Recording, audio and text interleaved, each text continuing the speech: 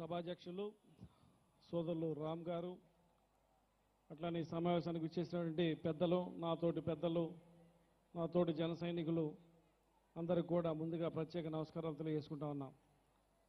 ఈరోజు ఇక్కడ సభ చూస్తూ ఉంటే మచిలీపట్నంలో రెండు సముద్రాలు కనిపిస్తూ ఉన్నాయి. ఒకటేమో జన సైనికుల సముద్రం, ఒకటే ఎప్పుడు ఉండేటటువంటి మచిలీపట్నం ఉండేటువంటి సముద్రం. ఇటువంటి జన సముద్రాన్ని చూడటం కోసం, జన సైనికుల కోసం మన అధ్యక్షులు పవన్ కళ్యాణ్ గారు రాబోతా ఉన్నారు. ఈ రాష్ట్రంలో జరుగుతున్నటువంటి అవినీతి అక్రమాల గురించి ప్రపంచానికి తెలియజేయబోతా ఉన్నారు.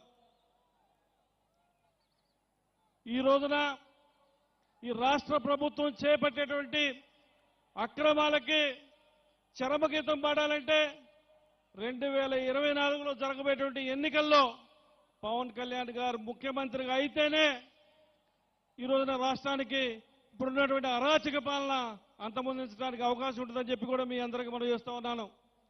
మరొక విషయం తెలియజేస్తా ఉన్నాం. జగన్మోహన్ రెడ్డి గారికి భయం పట్టుకుంది. ఆ భయాన్ని పరిచయం చేసింది ఎవరు? పవన్ కళ్యాణ్ గారు. ఈ రాష్ట్ర ప్రభుత్వానికి భయాన్ని పరిచయం చేశారు.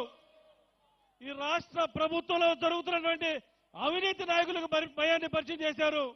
నీతిగా నిజాయితీగా పనిచేసినటువంటి జన సైనికుల్ని ఈ రోజున పవన్ కళ్యాణ్ గారు మన ముందు తీసుకురాబోతా ఉన్నారు.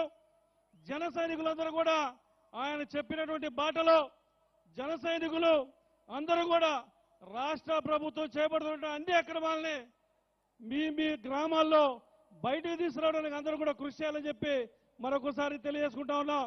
మరో ముఖ్యమైన విషయం, పవన్ కళ్యాణ్ గారు ఒకటే చెప్తా ఉంటారు, 2000 రూపాయలకి ఓటు అమ్ముకుంటే 5 సంవత్సరాలకి 1825 రోజులు, కనీసం రోజుకు రూపాయి విలువ చేయలేని మన ఆత్మగౌరవాన్ని అమ్ముకుందామా? ఆత్మగౌరవాన్ని పెంపొందించే పవన్ కళ్యాణ్ గారిని ఎన్నుకుందాం. ఒక్కసారి అందరూ ఆలోచించుకోవాలని చెప్పి కూడా మరొకసారి మనం చేసుకుంటూ ఈ అవకాశం ఇచ్చినటువంటి పెద్దలందరూ కూడా నమస్కారాలు తెలియజేసుకుంటూ సెలవు తీసుకుంటా ఉన్నా. జై హింద్, జై జనసేన, జై పవన్ కళ్యాణ్.